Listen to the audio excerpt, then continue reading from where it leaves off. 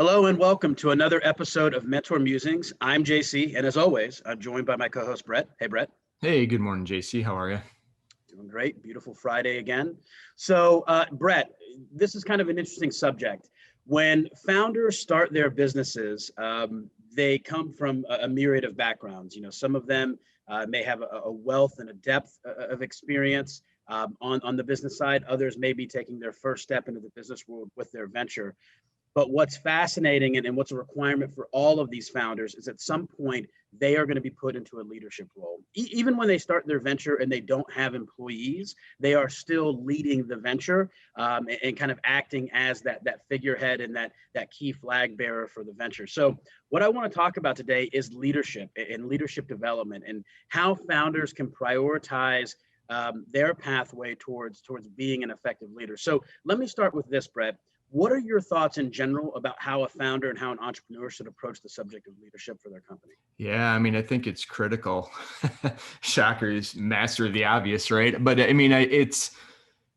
think it's become even more critical to growing a company, right? I think leadership, we can get on a whole topic about mission of the company, why you started the company, why you're doing it. But I think at the foundation, that's where it has to start. There's some reason why you started this company, right? If it was just to make money, hopefully there's a little more than that. Something else compelled you to do this. And that's the ability to get others that join your team, whether it's contractors, VCs, angels, whoever it is, to be able to understand and follow that vision. Worst case, right? If you do delegate tasks, we can get into those types of things. But I think the number one responsibility of the founders, introvert, extrovert, is be able to get people excited about the mission and the purpose of why they started the company and why they're actually running the company. That makes sense? It absolutely does. I completely agree. Having a why is kind of the starting point of leadership, right? And you as the founder are definitely the de facto, definer of the why. And that could change over time and evolve as tends to happen with companies, especially as you get bigger and more successful. But earlier on, you are that standard bearer for that why. And so being able to, number one, know what that why is, and then number two, being able to communicate and articulate that to whoever else you're working with. Again, you may be a solo founder. You may not have any employees yet that you feel like you're leading or managing, which we'll talk more about in a second. But the reality is that you have to understand first what your why is, and then being able to communicate that to a number of other stakeholders. They could be employees, they could be investors, they could be vendors and partners. It doesn't matter. But you have to be able to communicate and articulate what that why is, but it starts with you understanding what that why is. Let me shift a little bit, Brett. I want to talk about leadership and management and how a lot of times we all tend to kind of commingle these terms.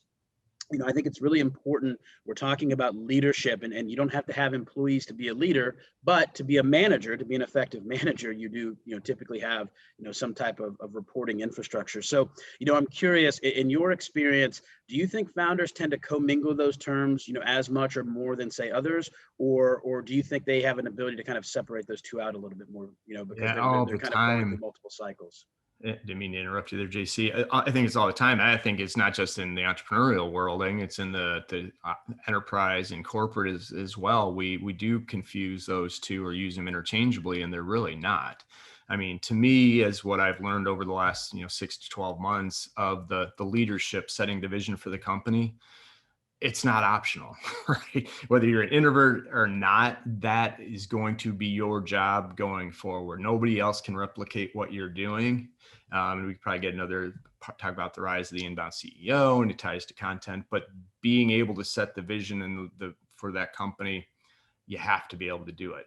Now, when it gets to the management of people, that's where you can bring in somebody else that complements you, that can run and manage folks, and they're comfortable doing it, they're good doing. But in the early stage, you're going to have to figure out how to manage both. And I do think there's a differentiation in leading people and managing people are very different. And what I've found, again, if you get people aligned is the number one priority, and then figure out how to delegate tasks. And I think we even talked about one of the earlier episodes about, stepping out of the day-to-day too late, that you have to control everything, which ties back to leadership. So JC, I know I took us down a couple of different paths, but I do think, to your original point, there is a differentiation. And I think you have to get the vision part right, but then you can find people to help you with the management piece, if that makes sense. It does, yeah. I mean, I think, again, both are critically important, and it's really important for founders to know that you cannot just be a good manager. A lot of founders may have been a manager in their past life before they started their venture, and usually really good leaders can also be really good managers, but not all really good managers are good leaders. So, Yes. I like to think of it as leadership is the why and management is the how. Right. And so it's really important to be able to underscore and understand how you're engaging with your stakeholders, whether they're employees, investors, partners.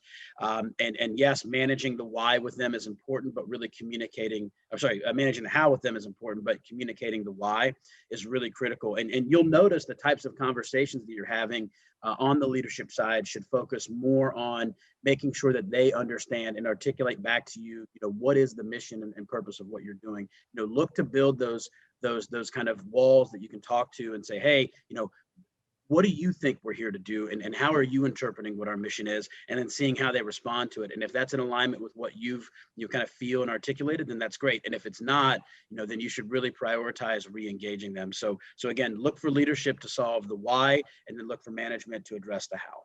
Yeah. And I think even if we take this a bigger picture, bigger step, right, that the company's now growing, is starting to scale. I had interviewed a founder on the podcast that was on Shark Tank, but he at heart was a product guy, right? He loved the invention. He loved the creation. He loved the design. He realized he did not want to run a company, right? Which is now leadership and management. So he ended up selling that first company and started another product. So I think longer term, you're going to have to manage the leadership and the management, but over time, I think you're going to gravitate towards where you're most comfortable and your strengths lie. Very well said, Brett.